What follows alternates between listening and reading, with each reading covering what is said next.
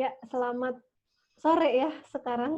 Selamat Sudah sore Mbak sore, Ratna. sudah jam 4. Iya, sudah jam 4 di sini. Sore Mbak Dianda. Ya, tadi sebenarnya kita udah sempat ngobrol tentang rutinitas ya, rutinitas anak-anak di rumah selama COVID berlangsung. Nanti mudah-mudahan rekamannya aman ya. Kalau misalnya nggak aman, nggak apa-apa, kita masih tetap lanjut ngobrol tentang rutinitas yang dijalankan dan dilatih ya. Tadi apa yang kita lagi bahas adalah gimana cara penerapan kebiasaan-kebiasaan di rumah. Mungkin aku resume sedikit ya supaya cukup jelas gitu gambarannya. Jadi kalau di rumah itu kan akhirnya tantangan kita adalah membuat kegiatan di rumah supaya semua berjalan dengan aman ya, terutama anak-anak semua kan masing-masing punya tugasnya masing-masing ya. Baik yang sekolah maupun yang homeschooling pasti juga punya tugas masing-masing. Nah, jadi gimana cara kita membiasakan itu supaya mereka jadi bisa mandiri mengerjakan semua tugasnya sehingga mungkin peran-peran orang tua sama anak itu nggak terlalu apa ya ber bergesekan, jadi ada konflik-konflik baru gitu setelahnya. Oke, tadi kita bicara soal Charlotte Mason ya, metode CM dan pembiasaan. Monggo Mbak, silakan. Sampai apa nih? Silakan apa nih Mbak? Silakan dari mana aja. Silakan makan. Silakan. Tadi kan jadi kalau CM itu tadi ada prinsip. Kita milih prinsip ya di dalam keluarga ya. Jadi semua yang semua harus diawali dengan visi. Kenapa? Visi keluarga ya. Jadi kita harus dalam memilih apapun itu sebaiknya kita punya visi ya. Jadi ada 3 pertanyaan sih sebelum kita memutuskan sesuatu tuh kan satu mengapa, kemudian bagaimana, apa, yang kedua apa, yang ketiga bagaimana. Jadi itu urut, jangan dibolak-balik. Nah kalau orang kadang suka sekarang praktisnya mau taunya langsung bagaimana gitu kan, tipsnya apa gitu kan. Nah itu ketika kita belum menjawab mengapanya, ketika cuma dikasih tips-tips bagaimana itu ketika menemui hambatan kita akan mudah menyerah gitu kan, melakukan itu, menganggap oh ini nggak cocok buat saya, ini nggak cocok buat keluarga saya, padahal mungkin masalahnya bukan di situ, tapi sekedar karena kita belum tahu pasti kenapa saya ngerjain ini gitu kan, itu yang belum kuat. Nah memang akhirnya dalam menentukan pendidikan pun saya dan suami ya menentukan dulu mengapa kita harus melakukan ini gitu kan, visinya kita itu apa gitu kan, kenapa anak-anak sekolah, misalnya sekolah itu kan, mengapa anak-anak harus homeschooling, itu mesti terjawab dulu. Jadi apapun pilihannya kita, saya sih nggak mau mendiskriminasikan ya, mau sekolah mau homeschooling kan itu hanya sekedar jalan ya. Nah itu tapi yang terpenting saya sih berharapnya para orang tua itu bisa sadar pada pilihannya, karena ketika kita sadar dengan apa yang kita pilih, kita tahu benar bahwa setiap pilihan ada konsekuensi.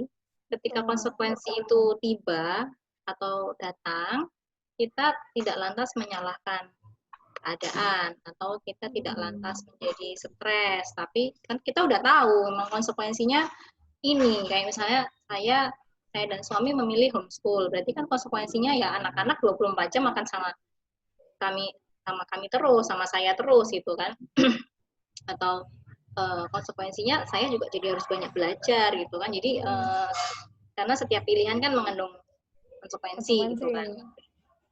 Nah sekarang kan problem kalau misalnya banyak yang stres itu mungkin bisa jadi ketika memilih dia nggak sadar kan, ya cuma sekedar mengikuti apa yang menjadi kebiasaan, atau oh dulu orang tua saya begini ya saya begini gitu kan. Jadi saya sih nggak bisa bilang itu pilihan yang sadar ya, karena once ketika datang konsekuensi kayak sekarang ada pandemi nih, ya udah langsung mungkin jadi stres gitu kan, jadi bingung, saya harus gimana, saya taunya biasanya caranya begitu, ketika harus keadaan berubah jadi bingung harus ngapain gitu kan. Nah itu sih. Terus tadi kembali ke CM ya, prinsip setelah tahu visinya apa, kemudian kita menentukan kan apa yang perlu kita lakukan untuk mencapai visi itu. Nah, ini kebetulan yang akan membantu kami untuk menentukan mencapai visi itu kami anggap adalah dengan jalan homeschool.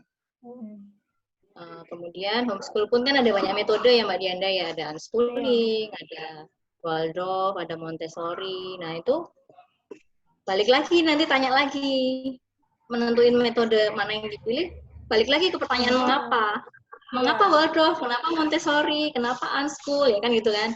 Nah kalau mau tahu bisa jawab mengapanya kan pasti harus belajar, harus tahu, harus kenal. Oh Waldorf itu begini, Montessori itu begini, unschool itu begini, gitu kan. Nah, jadi itu adalah fondasi dasar bahwa sebelum kita melakukan sesuatu ya kita harus kenalin benar. Kayak tadi saya sharing soal food combining kan, saya mau ngejain food combining ya saya harus cari tahu dulu kenapa saya harus makan dengan cara ini. Emangnya makan dengan cara yang dulu masalah gitu kan? Masa sehat-sehat aja. Kalau kita nggak tahu alasannya kan jadi ngerasa berat Mbak. Ini kan anti mainstream lah istilahnya kan, kita memilih sesuatu yang nggak umum gitu kan. Ibarat juga orang tua menyekolahkan anak kan juga mau menyekolahkan anak kan sekolah banyak. Kenapa saya harus menyekolahin A, B, C, D, sekolah kan macam-macam ya. Nah itu kan harusnya ada sedikit pengetahuannya gitulah.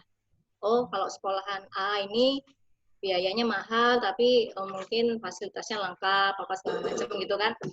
Itu kan sama kayak gitu ya. Nah ini tadi mengapa jadi harus cari tahu. Terus akhirnya kami memilih setelah belajar berbagai metode itu tadi, tahu oh Waldorf tuh begini.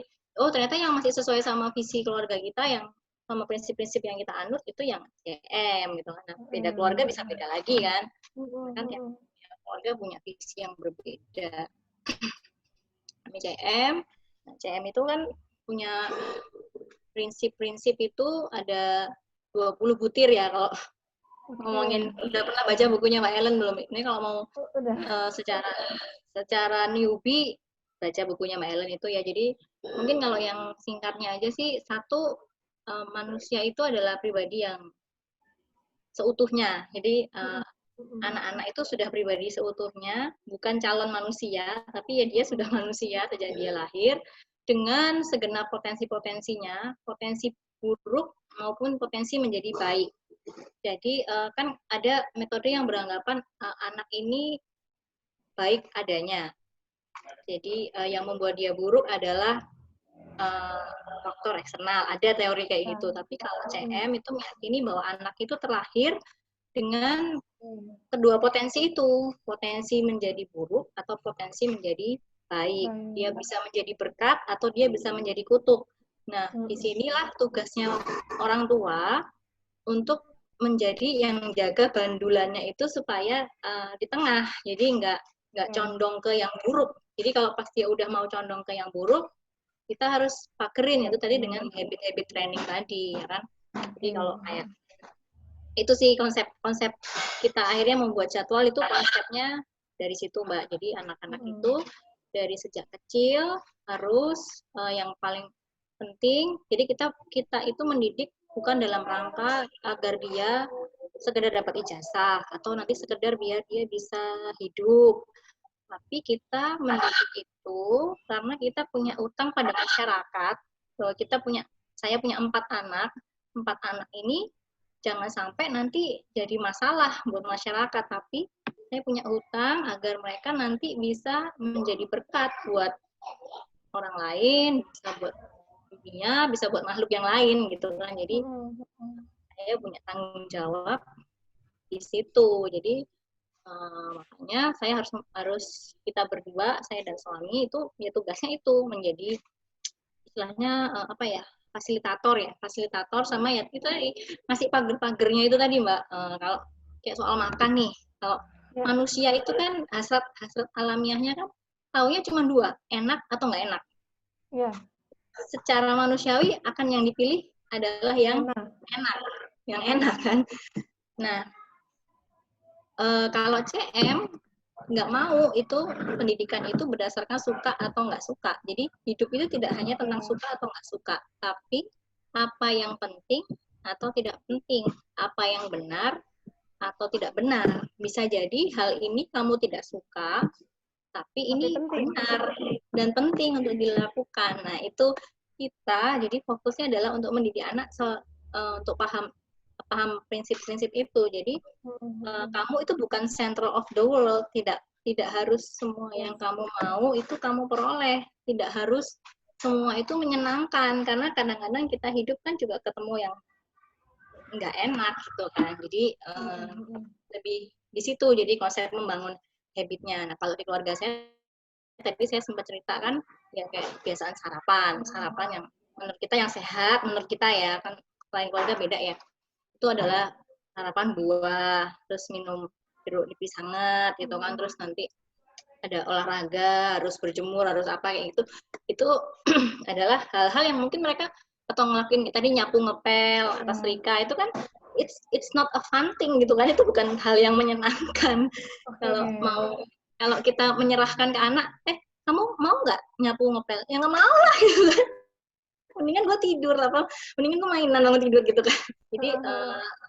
Jadi tugas kita adalah melatihkan itu, Mbak. Kalau di konsep CM ya, terus latihan-latihan habit training itu dilakukannya tadi sempat saya singgung di akhir sebelum kita mati tadi, yang sesi pertama adalah harus segentle mungkin, tidak dengan paksaan, tidak dengan ancaman, tidak dengan reward atau punishment, tapi ya memang kita mau membentuk kesadaran mereka bahwa ini adalah hal yang baik. Jangan kamu melakukan karena nanti dapat punishment, atau kamu melakukan karena nanti dapat reward. Jadi itu juga dihindari sih dalam metode pendidikan kami. Jadi memang lebih ke banyak komunikasi ya. Kenapa sih saya harus melakukan ini? Oh, karena ini gitu. Jadi lebih membangun komunikasi itu terus-menerus konsepnya, dan itu mungkin nggak sekali jalan. Kadang-kadang ya awal-awalnya ditolak, terus harus diingetin atau lupa. Ya akhirnya kita ya terus-terus mengingatkan, jangan menyerah. Kalau memang kita anggap itu penting gitu. Tadi seru banget, jadi gabungannya tuh antara berjalan dengan lembut ya, maksudnya gentle kan tadi pendekatannya, terus bertahap dengan komunikasi, sekaligus nggak pakai reward punishment gitu ya. Terus juga ini bukan hal yang menyenangkan, walaupun tidak menyenangkan tapi tetap perlu dilakukan. Jadi bayangan aku tuh nggak membuat kegiatan rutinitas itu jadi kayak, karena kan anak-anak kan biasanya seneng kalau itu seru gitu ya.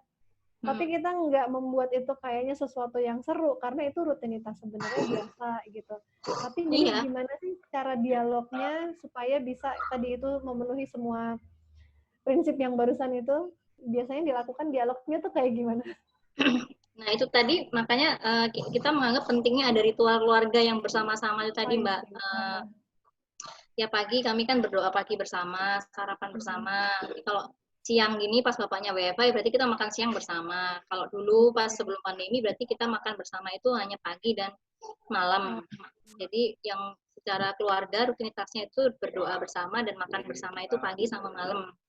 Nah, itu memang jadi suatu momen untuk kami saling berkomunikasi, dan kami orang tua mengkomunikasikan nilai-nilai apa yang kami harapkan agar anak-anak bisa ikut masuk di dalamnya. Jadi misalnya contoh dulu sebelum pandemi kami memang ada asisten, cuman sebentar sih dia asisten lama terus balik lagi. Nah kan kami sudah sempat terbiasa nih nggak ada asisten nih.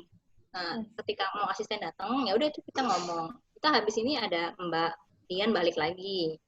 Tapi walaupun ada Mbak Dian itu kita tetap yang tugasnya kalian selama ini lakukan tetap dilakukan, bukan berarti ada Mbak Dian terus kalian nggak ngapa-ngapain, mama nggak ngapa-ngapain, ya mama tetap begini, kalian tetap begini. Jadi di momen-momen kebersamaan seperti itulah kami terus-menerus mengkomunikasikannya, Mbak. Dan ada juga peran anak-anak, jadi boleh mereka memilih, kamu mau pilih tugas apa?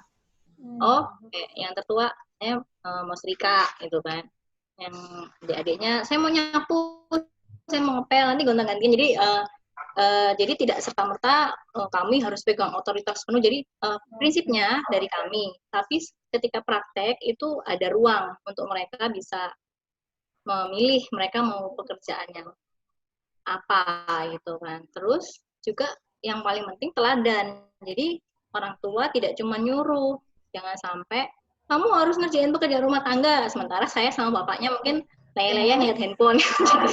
Itu kan nggak bakal nah, tapi karena mereka melihat saya dan ayahnya juga bekerja, kayak bapaknya itu ngepel, nama nyapu, saya memasak, nyuci piring, jadi mereka tahu, oh ya ini kita bersama-sama melakukannya. Nah, jadi sebenarnya tanpa konsep reward dan punishment, tanpa perlu membuat jadi menyenangkan, mereka punya kok kesadaran itu sendiri gitu loh. Jadi tergerak itu sendiri gitu ya. Jadi kalau kayak gitu kan lebih, ya makanya tadi ketika kami tinggal jalan-jalan pagi pun mereka tanpa pengawasan ya tetap jalan gitu kan. Jadi karena kalau sesuatu itu timbul karena kesadaran diri kan istilahnya lebih sukarela ya sifatnya, itu jadi lebih ikhlas gitu. Jadi tanpa pengawasan pun, tanpa perlu diawasi pun tetap bisa jalan. Oke. Capek nggak orang tuanya ngejalanin? Karena kan jadinya sepertinya harus jadi contoh terus gitu ya, mengerjakan rutinitas setiap hari seperti yang disepakati misalnya. Capeknya gimana, Mbak? Capek sih ya capek biasa sih. Saya kadang juga jenuh masak gitu. Jenuh Mbak, capek kan. Ya itu ya saya komunikasi, maksudnya ya itu juga PR lagi ya Mbak ya. Orang tua ini bukan berarti ketika mereka harus merasa jadi teladan, mereka harus pakai topeng di depan anak-anak. Jadi saya pun, ayahnya pun bukan pribadi yang sempurna. Jadi kadang-kadang kami juga melakukan hal yang tidak sepatutnya untuk dilakukan. Nah, tapi kalau udah kayak gitu, yang penting kan kita punya kesadaran nih, oh ini hal yang tidak baik. Tapi kadang-kadang itu kan pengaruh mungkin kebiasaan dari kecil, atau inner child, atau apa kita lagi capek, tiba-tiba yang buruk itu keluar, ya itu juga bisa jadi momen belajar juga sih akhirnya buat anak-anak. Ya itu tadi, karena ada momen makan bareng tadi itu, terus tadi bilang, oh tadi mama sama mama lagi tidak melakukan hal yang baik ya gitu, jadi mama minta maaf dan itu tidak baik gitu. Jadi saya state bahwa itu tidak baik, dan memang kadang-kadang orang melakukan itu ya, kalau memang kamu lagi, jadi itu juga memberikan ke mereka itu ya, kalau kamu berbuat salah ya itu mungkin wajar sebagai manusia, tapi yang terpenting kamu ada, ya kamu minta maaf, kamu berusaha memperbaiki, ya kayak gitu Mbak, daripada kita harus terus memakai topeng pura-pura terus baik, akhirnya jadi tertekan sendiri kan Mbak. Jadi akhirnya sih ya, karena begitu jadi tidak terasa melelahkan ya, karena ya kami tetap bisa jadi diri kami sendiri kok, kayak gitu. Oke, tadi aku mau nanya apa ya yang barusan, sebentar aku stop. Dengan kami memilih untuk jalur homeschooling ini ya, kan kami berarti mengambil alih tanggung jawab itu kan, yang biasanya kami serahkan kepada pihak ketiga kan. Ini memang akhirnya ada satu kesadaran baru bahwa kami juga punya tanggung jawab untuk terus memperbaiki diri gitu kan. Jadi kami jadi belajar mengenali dan menerima saya kurangnya apa ya. Jadi berarti ini saya harus perbaikin ya. Jadi ada momen-momen jadi kita tuh kayak terus berusaha bertumbuh gitu loh Mbak, karena kita terus berusaha memantaskan diri kan untuk nampingin anak-anak ini tuh supaya mereka jadi orang yang baik itu kan, mesti kita berusaha terus memantaskan diri, sehingga akhirnya tuh ya sebenarnya kan kayak saya sendiri gitu ya Mbak, saya ini kan punya problem psikologi sebetulnya ya terkait. Nah itu akhirnya ya berusaha menyembuhkan diri ya. Akhirnya saya belajar meditasi lah, terus saya ikut berbagai workshop. Jadi saya akhirnya jadi berupaya menerima, mengenali, terus ya udah ada upaya-upaya memperbaiki. Jadi pas momen nggak enaknya itu muncul, pas kumat istilahnya, itu kita tahu, oh, ini saya lagi kumat nih, gitu kan. Saya lagi kumat nih, gitu kan. Jadi saya harus menjauh mungkin dari, ambil jarak sebentar mungkin dari anak-anak, saya nggak deket-deket mereka dulu atau gimana dulu. Jadi akhirnya jadi sadar gitu loh Mbak. Jadi itu ya yang saya rasain ya. Jadi kayak ya jadi terus berusaha memantaskan diri ya akhirnya. Jadi karena interaksi yang intens dan jalan yang dipilih tadi kan akhirnya kan sangat tanggung jawab itu kan kepada keluarga, dan keluarga juga saling ini ya, saling berkembang sendiri gitu. Jadi akhirnya terbawa juga ya dari situ. Jadi kalau istilah CM jadi kawan seperjalanan Mbak. Oh gitu istilahnya. Raising children is raising ourselves. Iya, iya benar banget ya. Kadang-kadang sih kalau kita nggak betul-betul membawa kesadaran tuh seringkali kita lupa ya. Anak-anak udah usianya segini, udah tambah besar gitu. Terus kita tetap melakukan dengan cara yang sama karena kan mungkin evaluasinya kita kurang menjalankan gitu ya. Jadi raising children is ourselves ya. Raising children is raising ourselves. Oke. Anak punya jam akademis, Mbak. Oke, jam akademis ya. Punya jadwal ya, jadwal yang istilahnya mata pelajaran ya. Jadi 3 pilarnya yang harus dipelajarin menurut CM itu adalah knowledge of God, pengetahuan tentang Tuhan, pengetahuan tentang sesama manusia, dan pengetahuan tentang alam semesta. Itu 3 itu. Nah, kalau jawabannya kayak knowledge of God itu terkait pelajaran agama ya. Kalau jadi agama, kemudian kalau knowledge of human itu kayak misalnya sosiologi, terus kayak seni musik, seni lukis, geografi ya kayak gitu-gitu ya Mbak ya, etika. Nah kalau knowledge of universe tentang alam semesta itu kayak geografi, sains. Nah itu masuk pengetahuan tentang alam semesta.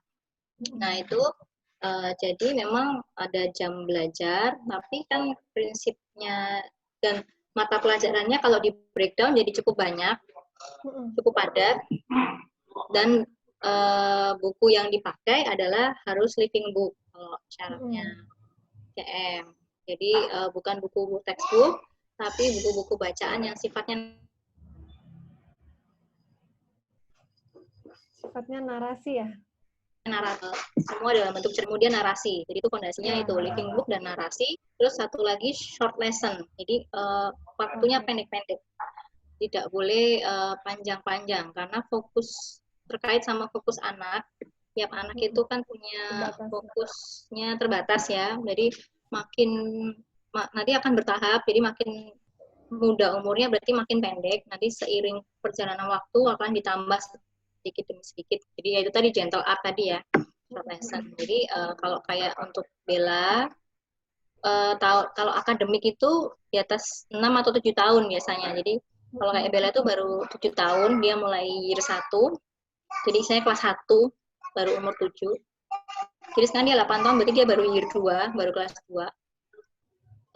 Adik-adiknya belum ada terstruktur. Jadi kalau masih kecil kan memang paparannya lebih banyak ke buku, jadi rutin dibacain buku, terus main ke alam, sama ya itu aja, berkegiatan bebas ya, sesuai apa yang mereka lagi senengin ya. Kayak dia tuh lagi seneng gambar, ya udah dia gambar terus kayak gitu, sambil habit training tadi. Makanya karena tadi short lesson, walaupun banyak materinya, waktunya pendek Mbak. Jadi cuman kayak Bella itu cuman maksimal 2 jam dalam sehari. Semua total saya temanin belajar itu 2 jam. Itu saya paralel sama Caca. Jadi kalau punya ada yang bisa bareng kayak baca Alkitab itu. Tapi yang harus rutin tiap hari itu yang pelajaran harian tuh kayak baca Alkitab tuh setiap hari. Itu bareng sama adiknya. Nah, sebenarnya Caca belum waktunya narasi, tapi karena tadi atmosfer ya, saya bilang lihat kakaknya narasi, yaudah aku juga mau narasi gitu kan, malah suka berebut, aku dulu. Yang Deto juga yang aku juga mau narasi. Ini tuh pun kayak gitu ya, maksudnya ya jadi atmosfer gitu kan.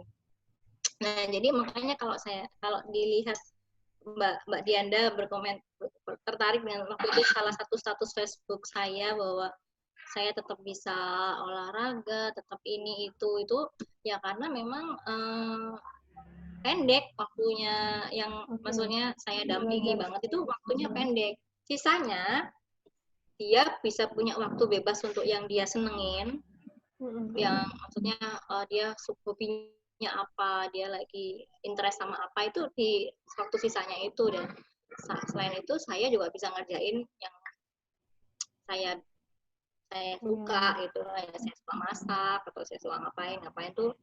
Jadi punya waktu untuk me time ya. Kalau saya ibu-ibu sekarang itu, aduh kalau anaknya homeschool gue nggak bisa me time loh. Iya. Saya me time terus. Saya me time terus ya, Mbak.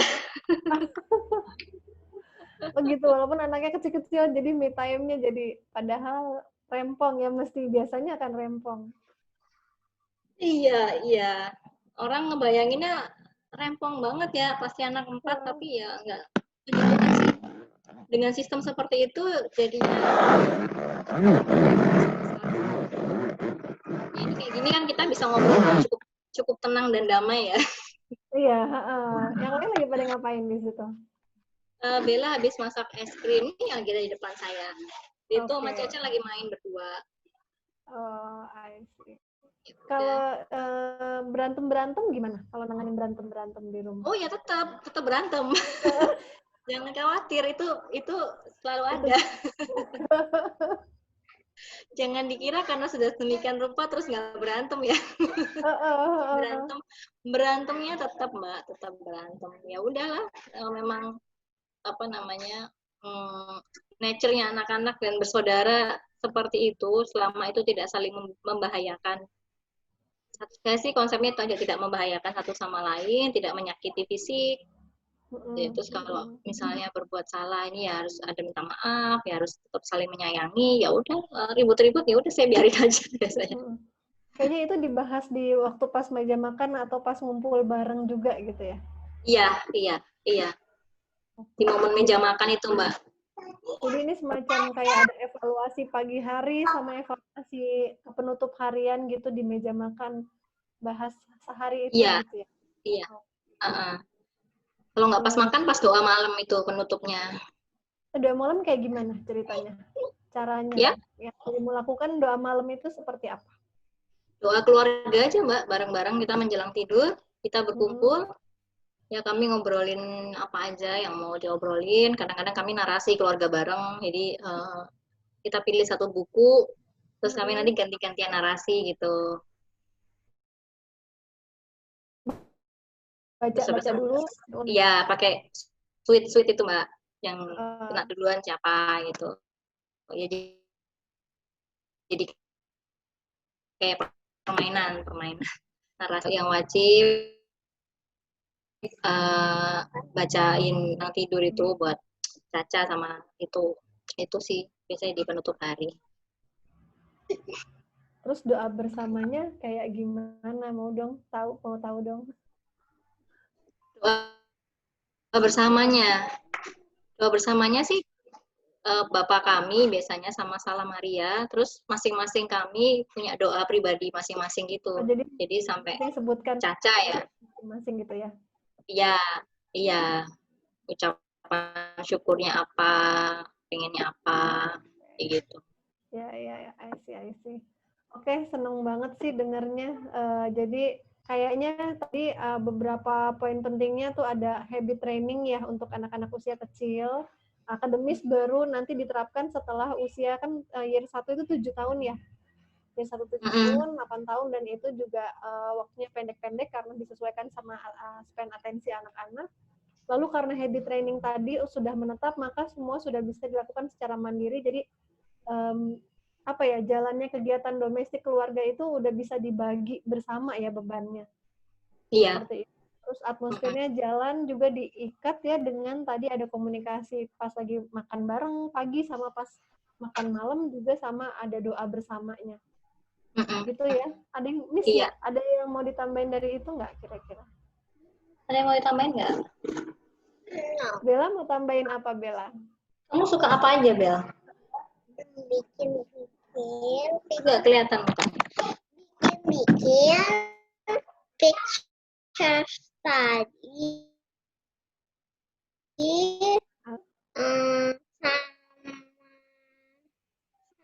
sama free reading. Story Free reading. reading. Oh ya. Terus yang nggak suka ada nggak? Yang nggak suka ada nggak? Nggak ada yang nggak suka. Book itu apa sih ceritanya? Ada kriteria khusus Gimana, Mbak? buku living book kan yang dipakainya kan living books ya berarti. Iya, living book. Jadi kalau living book itu intinya dia punya kualitas sastrawi ya. Jadi tidak sekedar berisi data dan fakta. Jadi kalau misalnya kayak kita ingat pelajaran geografi atau sejarah lah ya.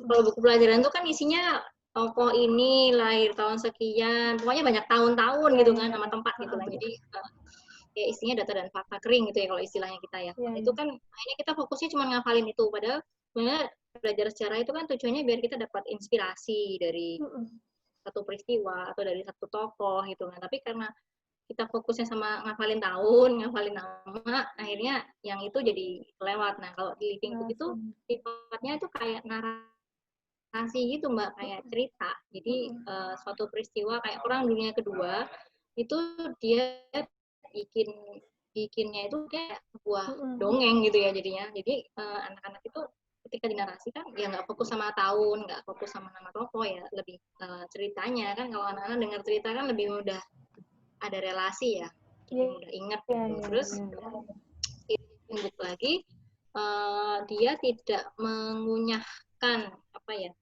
suatu apa makna. Jadi Mbak tahu kan kalau misalnya di buku itu jadi tidak boleh berbohong. Jadi di akhir itu kayak kasih kesimpulan gitu lah. Itu tidak termasuk, itu tidak masuk dalam living book karena akhirnya jadi anak-anak tidak dibebaskan punya persepsinya sendiri gitu kan.